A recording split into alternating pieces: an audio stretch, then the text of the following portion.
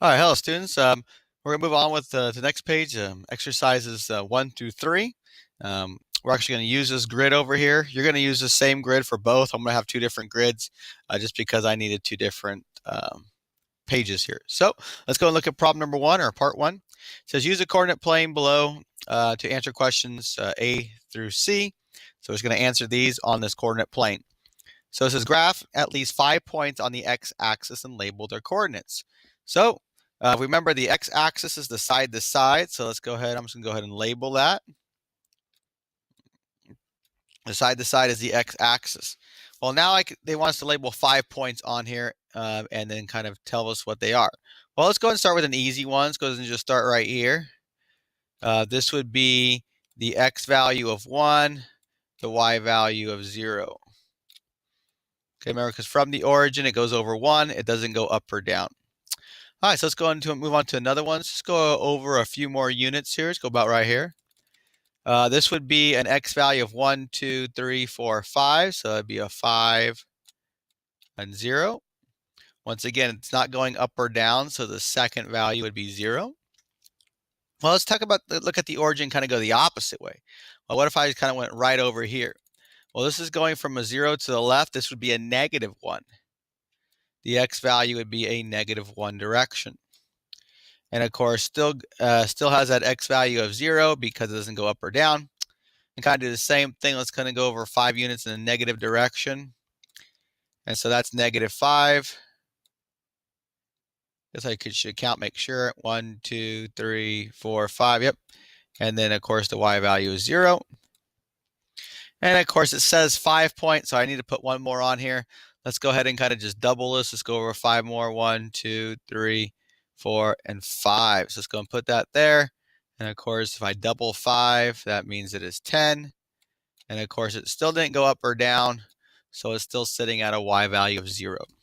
All right, so there we go. We took A and we simply labeled all the points, and we gave their ordered pairs. Look at the next part. It says, what do the coordinates on your points have in common? So we look at these. What do all of these numbers or all these ordered pairs have in common? Well, hopefully you can kind of look at and notice that there is a similarity on all of these points. I'm going to just put a text box down. And hopefully you notice that the second value or the second coordinate on each of these is 0. And that should be true. That's what we should notice. So that's what they have in common. Each point, as it has a y coordinate or second coordinate, and we're going to use y, kind of start to get away from the second coordinate, but the y coordinate of 0. That's kind of what we see, what they have in common. They all have zeros. If we look at the next one here, it says, what must be true about any point that lies on the x-axis, and explain. All right, so let's go ahead and put our text box down here. But what must be true? If any point lies on the x-axis, what must be true about that? Well, if it lies on the x-axis, the y value must be 0. Right? If it lies on the x-axis, its y coordinate, use our vocabulary, must be 0. Now, why is this true? Well, this is true because the point doesn't go up or down. It just simply it doesn't go up or down on the coordinate. It just stays even with the origin. Okay, this is true. You notice all these are even kind of vertically with the origin point.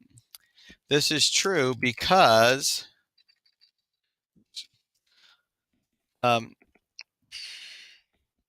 all points on the x-axis do not go up or down. So they're neither above the origin or below the origin. They don't neither go up or down. They just simply stay even or flat with the origin. All right, so that's kind of a talking about what the x-axis represents and kind of how it relates to the y values. Even though the x value is changing as you go side to side, if you don't go up or down from the origin, the y value is going to stay the same or stay 0.